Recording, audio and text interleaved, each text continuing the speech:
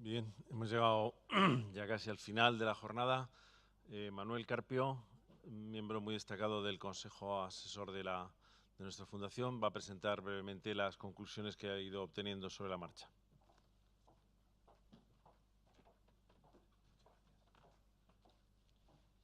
Bueno, pues ya muy brevemente, buenas tardes a todos. Esto sería un poco el resumen que a lo largo de la jornada pues he ido captando, que no solamente es un resumen, sino también un conjunto de recomendaciones que se han ido vertiendo a lo largo de las mesas redondas y las ponencias que hemos tenido. Bueno, podemos empezar diciendo que a pesar de los riesgos inherentes al uso de los medios digitales, de las redes sociales, pues evidentemente son una gran ayuda y una gran oportunidad para las empresas y no se puede prescindir de ellas. O sea, es algo con lo que hay que convivir y los riesgos inherentes hay que gestionarlos. También se ha hablado de que no sería correcto hablar de las amenazas o de los riesgos que suponen redes sociales o de las fake news, sino más bien de la desinformación, puesto que hay una carga de intencionalidad que no en todos los casos las tienen las fake news, ¿no? También se ha constatado la existencia de agentes externos que están pendientes e identifican las vulnerabilidades que se generan en los debates en las sociedades modernas con el afán de polarizar esos debates y contribuir a la desestabilización, en este caso, de las empresas o de los gobiernos o de las organizaciones, ¿no? También, y gracias a los estudios que nos han presentado hoy del MIT, sabemos que las fake news se propagan de una forma mucho más rápida, más contundente y más profunda y de forma más extensa que las true news, y que al mismo tiempo se ha desmitificado el hecho de que hasta ahora o hasta recientemente se suponía que eran redes de bots las que daban este efecto, y no es así. Son las personas quienes realmente están detrás de esta extensión y estas redes de bots lo que pueden hacer es amplificarlo en todo caso, ¿no? También se ha puesto de manifiesto, y es muy importante, la dificultad en revertir las consecuencias de una campaña de desinformación, que son muy baratas de lanzar y muy costosas de recomponer. Luego la reputación de una imagen dañada. Por último, la necesidad de educar a los empleados en un nuevo ecosistema de medios digitales y de una colaboración transversal, la transversalidad tanto a nivel interno dentro de las empresas, rompiendo esos silos de los que hemos ido hablando, oyendo hablar a lo largo de toda la jornada, como también con agentes externos, como pueden ser, entre otros, las fuerzas y cuerpos de seguridad del Estado, ¿no? En la mesa de riesgos y más tecnológica de la jornada se han visto, por un lado, los riesgos y, por otro lado, también las soluciones. En cuanto a los riesgos, se han identificado dos claros, de tipo general. Uno, la falta de competencia en este mundo de las redes sociales, de este tipo de plataformas, y también su falta de transparencia, algo que las caracteriza a todas, ¿no? Y como nos enseñaban en la Iglesia, contra los pecados capitales están las virtudes, contra lujuria, templanza, contra avaricia, pobreza. Pues contra esos riesgos tenemos soluciones. ¿Qué soluciones son? Pues se dan aquí las soluciones regulatorias, obligando una interoperabilidad e interconexión de estas plataformas, el etiquetado sobre ciertas características que son de interés para los usuarios en cuanto a la naturaleza de estas plataformas, en cuanto a su privacidad, la portabilidad de datos y de perfiles, al igual que ya se hace en los sistemas de comunicación, digamos que son tradicionales y desde hace muy poquitos años, recientemente, finales de los 90, en que se permitió la portabilidad por ejemplo, de los números telefónicos. Pues a futuro eso es una enseñanza para que a futuro se pueda producir, quién sabe, una futura portabilidad de datos y perfiles en redes sociales, ¿no? Y, por supuesto, la corregulación, no una regulación desde el regulador unilateral, sino que se produzca un consenso dentro de los operadores, dentro de los actuantes, de los actores en el mundo de las redes sociales, ¿no? En cuanto a los riesgos específicos, los ya habituales, los que ya conocíamos, riesgos reputacionales, riesgos por errores humanos, riesgos asociados a los contenidos, la fuga de información, por ejemplo, el más relevante probablemente, riesgos técnicos y riesgos de cumplimiento normativo, el cumplimiento legal. ¿Contra esto qué? ¿Qué tenemos en el mercado? Bueno, pues se ha hablado de plataformas de escucha social, también conocidas como plataformas de monitorización de redes sociales, nuevos desarrollos en Big Data y, por supuesto, inteligencia social o inteligencia artificial artificial aplicada a redes sociales. En cuanto a la tercera de las mesas redondas, hablando de los intangibles, como Edward Stewart, que es el editor de la Harvard Business Review, que fue uno de los primeros que empezó a hablar en Harvard sobre esto que los intangibles, que es todo aquello en las empresas que no interesa a los contables de las empresas, ¿no?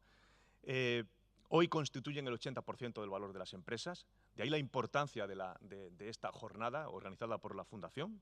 Es decir, estamos centrándonos hoy en activos que hay que proteger en las empresas, que son muy importantes y en los que muy pocas veces se repara, que son los activos intangibles, ¿no?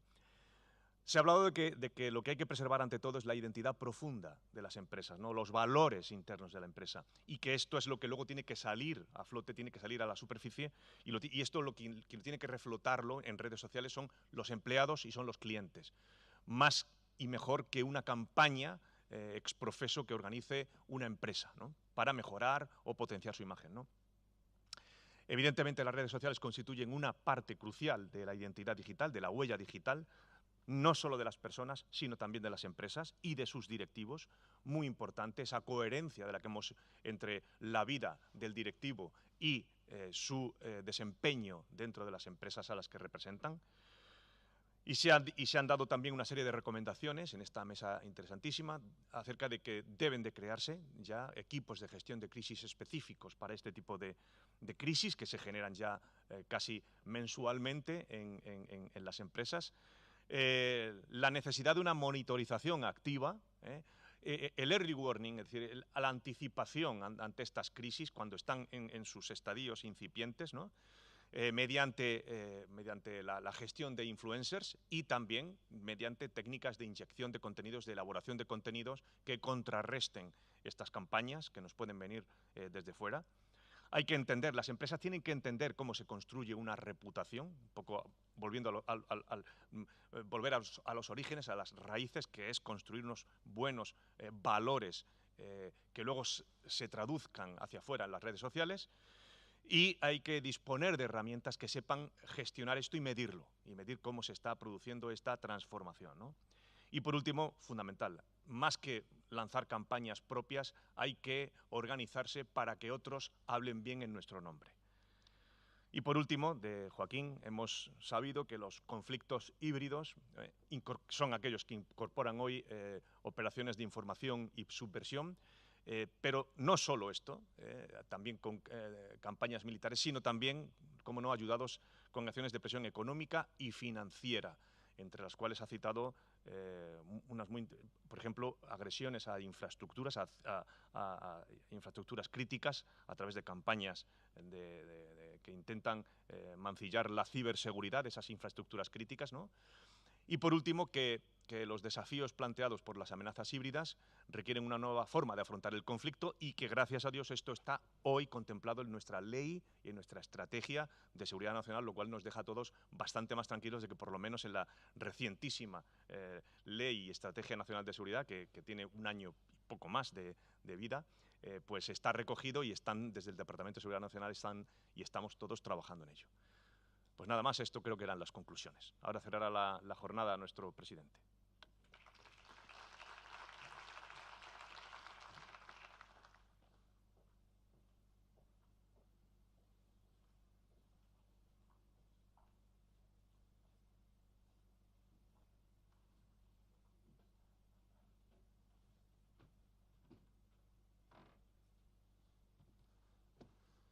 Bueno, hemos llegado al final.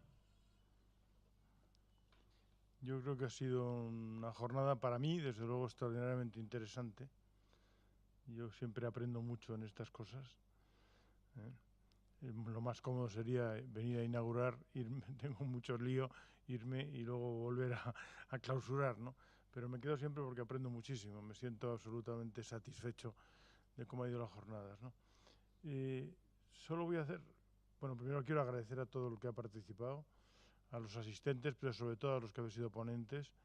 esta institución no paga, o sea, es todo el mundo que viene aquí viene gratuitamente a comunicar sus conocimientos, a poner en común con personas interesadas cómo evoluciona el conocimiento sobre estas áreas, y muchísimas gracias a todos. A mí, que soy de formación católica, me interesa muchísimo el tema de los valores, ¿no? Pero soy un poco escéptico, se lo digo a Yoza porque ha sido el que ha hablado más de los valores, porque yo creo que el problema, uno de los grandes problemas de nuestra sociedad es que tiene muy pocos valores o los ha perdido. Entonces es difícil que las empresas tengan valores firmes cuando la propia sociedad no los tiene, ¿no? Y por lo tanto, si hubiese valores y los ciudadanos tuviésemos valores, pues no hubiese ocurrido los desastres de la crisis del 2008 y compañía, porque lo que era simplemente un latrocinio, o sea que por lo tanto era la falta absoluta de valores y donde solo importaba el dinero, ¿no? Bueno, yo creo que desgraciadamente yo sería feliz si viese que antes de morirme la sociedad recupera unos valores civiles, no tienen por qué ser religiosos, y por lo tanto todo lo que se pueda colaborar en eso sería un éxito extraordinariamente importante. Si somos capaces en el mundo de las empresas de hacernos conscientes que la empresa no triunfará si no tiene valores propios, pues me parecería un éxito enorme, porque creo que es un buen camino no solo para las empresas, sino para el conjunto de la sociedad. Muchísimas gracias a todos y doy por clausurado la jornada. Decirles que vamos a seguir haciendo estas cosas, ¿no?